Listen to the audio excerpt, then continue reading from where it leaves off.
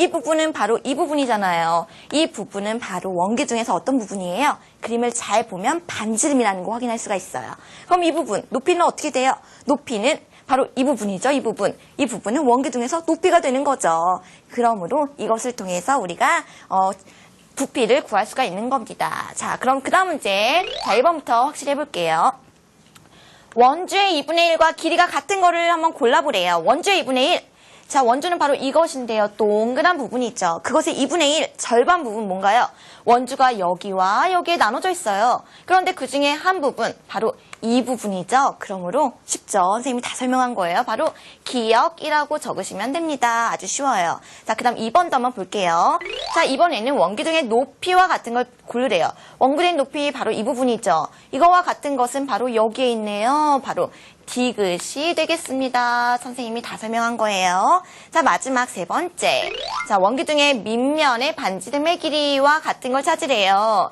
밑면의 반지름의 길이는요, 바로 이 부분 맞나요? 그림에서 잘 보면 바로 맞죠? 그 부분이 바로 이 부분인가요? 그렇습니다. 그러므로 니은 하시면 돼요. 자, 그러면 일단 문제를 다 풀었는데요. 여러분, 이걸 통해서 우리가 알아야 될 거. 우리가 이 부피를 구하려면 기역 곱하기 니은 곱하기 디귿을 해야 된다. 기역, 니은, 디귿을 곱해야 된다. 그런데 그게 결국 무엇이냐? 결론적으로 얘기를 하자면요. 원기둥의 부피를 구하는 것인데 원기둥의 한 밑면의 넓이 곱하기 높이를 한 것과 같아집니다. 그래서 앞으로는 원기둥의 부피를 구할 때 밑면의 넓이를 구하고 거기에다 높이를 구한다. 높이를 곱한다. 그러면 원기둥의 부피가 된다. 라는 원리를 여기에서 우리가 배우게 된 겁니다. 이것을 꼭 기억하도록 하세요.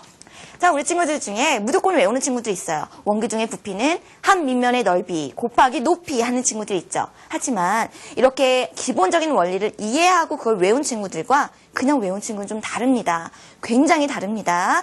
응용 문제를 풀 수 있냐 없느냐는 이 원리를 일단은 알고 있느냐 모르고 있느냐 그거에 대해 그것으로 차이가 나는 거예요. 자, 그러면 이제 연습 문제도 한번 풀어보도록 할게요.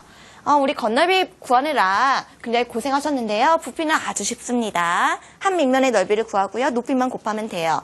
자, 전개도를 접어서 만든 원기둥의 부피를 구하라고 했어요. 자, 한 밑면의 넓이 어떻게 구하나요? 4 곱하기 3.14 반지름 곱하기 3.14 원의 넓이 한 밑면의 넓이죠. 거기에다가 높이만 곱하면 돼요. 바로 6이 되겠죠. 이것을 계산만 하면 됩니다. 단순 계산은 우리 친구들에게 선생님이 맡긴다고 했어요. 이것을 계산하면 301.44가 나옵니다. 자, 단위를 조심하셔야 돼요. 센티미터. 자, 부피는요. 세제곱 센티미터라고 반드시 써야 되고요. 이 센티미터가 가끔 미터로 나올 때가 있죠. 그럴 땐 세제곱 미터라고 해야 돼요. 세제곱 센티미터 이렇게 적으셔야 됩니다. 자, 그 다음 문제도 한번 풀면서 연습을 한번 해보도록 할게요. 자, 다음 문제 한번 보세요. 부피가 이렇습니다. 이런 원기둥의 높이를 지금 구하려고 합니다. 몇 센티미터입니까? 아, 이 문제는 특이하네요. 부피가 주어졌어요. 부피는 이미 주어졌고요. 우리한테 높이를 구하래요. 그러면요, 원기둥의 부피를 구하는 식을 쭉 쓰고 그것은 이것이다 라고 해서 네모를 구하면 되겠군요.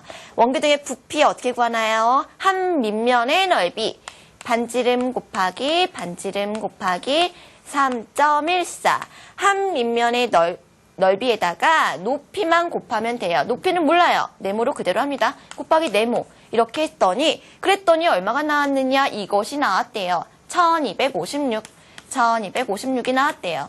우리는 계산만 하면 네모를 구하면 정답을 구할 수가 있는 것이죠. 이 앞에 있는 거 먼저 계산해봐요. 100 곱하기 3.14니까 314가 되죠. 곱하기 네모를 했더니 1256이 나왔대요. 그러면 네모를 구하기 위해서는 1256 나누기 314를 하면 되겠죠. 단순 계산만 하면 됩니다. 이것을 계산을 하면 4가 나오고요. 자, 여러분 단위는 어떻게 되나요? 여기에 네모에 들어갈 건데 높이라고 했죠. 높이는 센티미터이죠. 센티미터. 자, 우리가 부피를 계속 구하고 있다고 해서 여기 부피가 나오고 있죠. 그래서 무조건 세제곱 센티미터 이렇게 적으면 절대로 안 됩니다. 정답은 4cm 이렇게 적으시면 됩니다. 자, 이렇게 해서요, 여러분 오늘 부피를 구하는 것까지 알아보았습니다. 방금 배운 것도 정리해 보도록 할게요.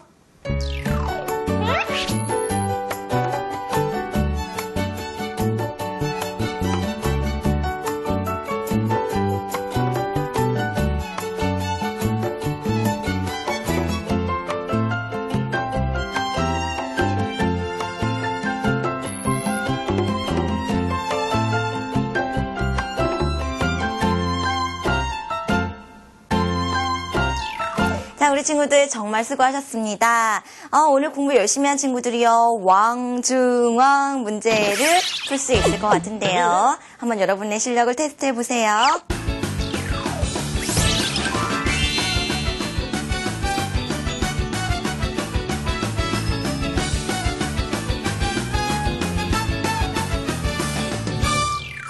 자, 이 정답을 아는 친구들 어디에 올려주시나요?